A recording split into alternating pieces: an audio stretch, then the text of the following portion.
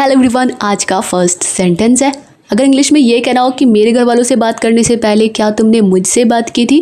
Did you talk to me before you talked to my family? मेरे घर वालों से बात करने से पहले क्या तुमने मुझसे बात की थी? Did you talk to me before you talked to my family? और इससे रिलेटेड जो भी स्टोरी थे, जो भी मतलब इससे जुड़े हुए सेंटेंस थे, वो पिछली वीडियो में आप लोग वो भी देख लेना।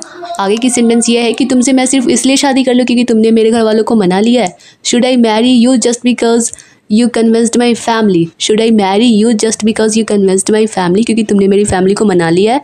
अब अगर ये कहना हो कि मुझे लगा तुम्हारे घर वाले मान गए तो तुम भी मान जाओगी। I thought you would agree if your family gives there consent, मतलब वो अपनी सहमति दे दे तो तुम भी मान जाओगी, मुझे ऐसा लगा था। या फिर हम ऐसे कह सकते हैं, I thought if your family agreed you would also agree, मतलब कि तुम भी मान जाओगे अगर तुम्हारे घर वाले मान गए तो। नेक्स्ट सेंटेंस है, मैं अपनी ज़िंदगी अपनी मर्ज़ी से नहीं जी सकती, मतलब कि नहीं जी सकती क्या? तो इसे इंग्लिश में बोलेंगे can't I live my life on my own terms, मतलब अपने टर्म्स के हिसाब से। या फिर can't I live my life the way I want, मतलब जैसे मैं या फिर जिस तरह से मैं जीना चाहती हूँ। Can't I live my life the way I want. Next है, ये मेरी ज़िंदगी है और मुझे शादी में कोई दिलचस्पी नहीं है या फिर कोई इंटरेस्ट नहीं है। This is my life and I am not interested in marriage. ये मेरी ज़िंदगी है और मुझे शादी में कोई दिलचस्पी नहीं है, कोई इंटरेस्ट नहीं है। This is my life and I am not interested in marriage. मुझे पता है शादी एक बहुत बड़ी जिम्मेदारी होती है। इसे इंग्लिश में I know that marriage is a big responsibility. मुझे पता है शादी एक बड़ी या फिर बहुत बड़ी जिम्मेदारी होती है। I know that marriage is a big responsibility. अपनी ज़िंदगी अकेले जीने में और किसी और के साथ जीने में बहुत बड़ा फ़र्क होता है, डिफरेंस होता है। It's a different to live alone and to live with someone else. या फिर there is a big difference between living your life alone and living it with someone else. There is a big difference between living your life alone and living it with someone else. मतलब अपनी ज़िंदगी अकेले जीने में या फिर किसी और के साथ जीने में बहुत बड़ा फ़र्क होता है, बहुत डिफरेंस होता है, बहुत अंतर होता है। नेक्स्ट है, ऐसी बहुत सी चीज़ें हैं जो मैं चाहती हूँ शादी से पहले हासिल करूँ, पहले अचीव करूँ। दे आर बाय मिस्टेक हो गया। There are so many things I want to achieve before marriage. ऐसी बहुत सी चीज़ें हैं जो मैं चाहती हूँ शादी से पहले हासिल करूँ। There are so many things I want to achieve before marriage. हर इंसान को ज़िंदगी में सपने देखने का हक होता है ना। तो इसे इंग्लिश में every person has the right to dream in life. Every person has the right to dream in life. Next sentence है, हर व्यक्ति का एक सपना होता है हर किसी की लाइफ में हर किसी का कुछ ना कुछ सपना होता है, कुछ ना कुछ ड्रीम होता है। तो every person has a dream. हर व्यक्ति का, हर इंसान का एक सपना होता है। Every person has a dream. और सब में कुछ ना कुछ हुनर होता है, कुछ ना कुछ टैलेंट होता है। फिर चाहे तुम हो, मैं हूँ या फिर कोई और हो, एवरी पर्सन या फिर everyone has some talent, be it you, me और समवन एल्स। वो चाहे तुम हो, मैं हूँ या कोई और हो, और सब में कुछ ना कुछ हुनर होता है, फिर चाहे तुम हो या मैं हो। नेक्स्ट है, मैं भी अपना टैलेंट इस्तेमाल करना चाहती हूँ, यूज़ करना चाहती हूँ। I also want to use my talent. मैं भी अपना टैलेंट इस्तेमाल करना चाहती हूँ।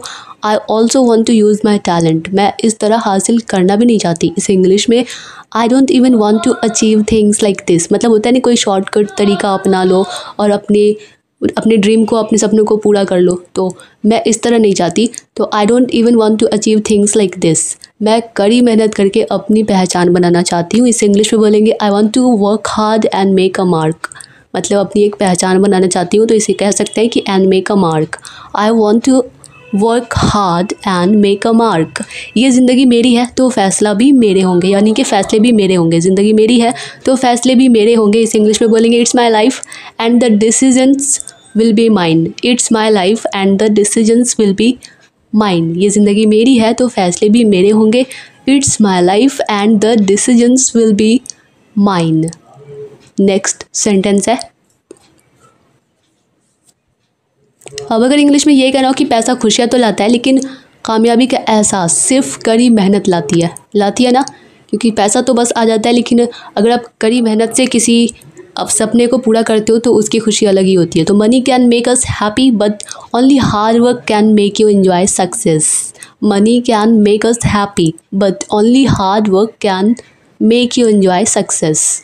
क्या तुम बताओगी नाराज़ होकर कहाँ चली गई थी? इस इंग्लिश में can you tell me where you went in anger, where you went in anger, या फिर can you tell me where did you go away angrily, मतलब दूर कहाँ चली गई थी गुस्से में।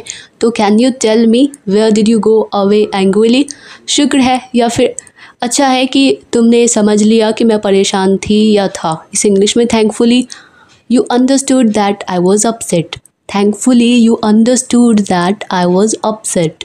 तुमने शादी करने से इनकार क्यों किया या फिर मना क्यों किया? तो इस इंग्लिश में why did you refuse to marry, why did you refuse to marry. या फिर अब अगर ये कहना हो कि क्योंकि मैं अभी शादी नहीं करना चाहती, तो इस इंग्लिश में because I don't want to get married right now, क्योंकि मैं अभी शादी नहीं करना चाहती, because I don't want to get married right now. मैं भी वही पूछ रहा हूँ कि तुम शादी क्यों नहीं करना चाहती। इस इंग्लिश में I am also asking why you don't want to get married, I am also asking why you don't want to get married. क्या उसने तुम्हें ब्रेकअप का कारण बताया? अब लड़की कह रही है कि क्या उसने तुम्हें ब्रेकअप का कारण बताया कि उसने क्यों ब्रेकअप किया।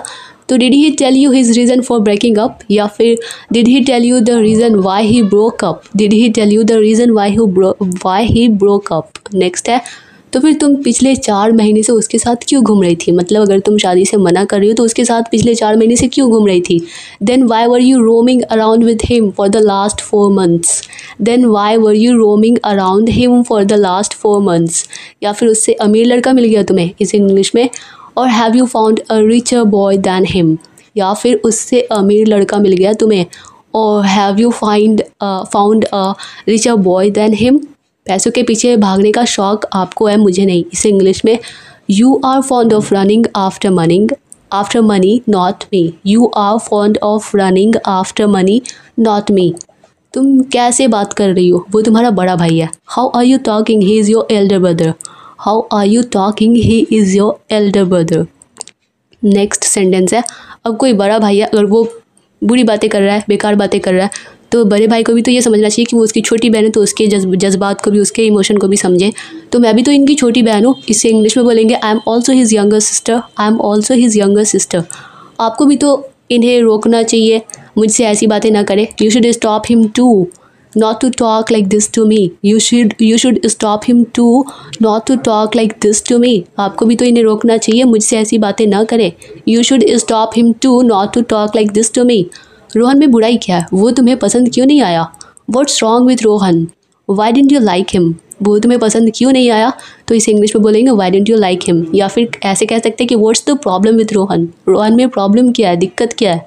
Why did you refuse him, तुमने उसे मना क्यों किया, इनकार क्यों किया, तुम्हें वो पसंद क्यों नहीं आया। Why didn't you like him।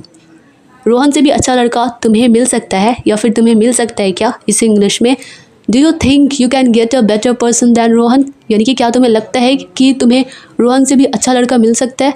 Do you think you can get a better person than Rohan, या फिर can you find a better boy than Rohan, क्या तुम्हें रोहन से भी अच्छा लड़का मिल सकता है। Can you find a better boy than Rohan.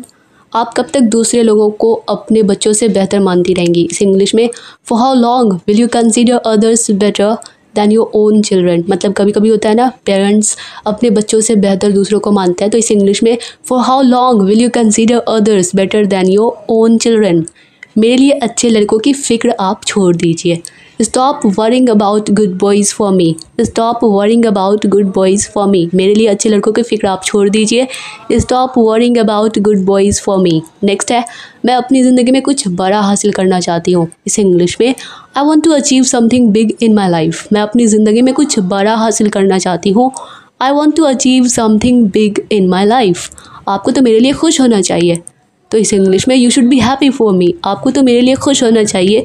You should be happy for me. Next है बेटी के लिए माँ की फ़िक्र क्या होती है, वो जब तुम माँ बनोगी तो समझोगी। When you become a mother you will understand what a mother cares for her daughter. बेटी के लिए माँ की फ़िक्र क्या होती है, वो जब तुम माँ बनोगी तो समझोगी। When you become a mother you will understand what a mother cares for her daughter, या फिर you will realise how concerned a mother is for her daughter when you become a mother, when you become a mother. तो dear all students, I hope कि यह video आप लोगों के लिए helpful रही होगी। आप लोगों के लॉन्ग सेंटेंसेस की प्रैक्टिस से आप लोगों की इंग्लिश इम्प्रूव होगी। तो मैं इसी तरीके से हर वीडियोज़ में, आगे की हर वीडियोज़ में लेकर आऊँगी इसी तरह के लॉन्ग सेंटेंसेस। तो आप लोग अगर इस तरह के सेंटेंसेस हर रोज़ डेली देखना चाहते हैं तो वीडियो को लाइक कर दीजिएगा, अगर ये वीडियो पसंद भी आई हो तो ही। और हर रोज़ अगर इस चैनल पर आप लोग हर रोज़ कुछ नया कुछ सीखना चाहते हैं, इस तरह से लॉन्ग सेंटेंसेस लाइक स्टोरीज़, तो चैनल को सब्सक्राइब कर लीजिएगा। और मिलता है नेक्स्ट वीडियो में, तब तक लिए bye bye and take care.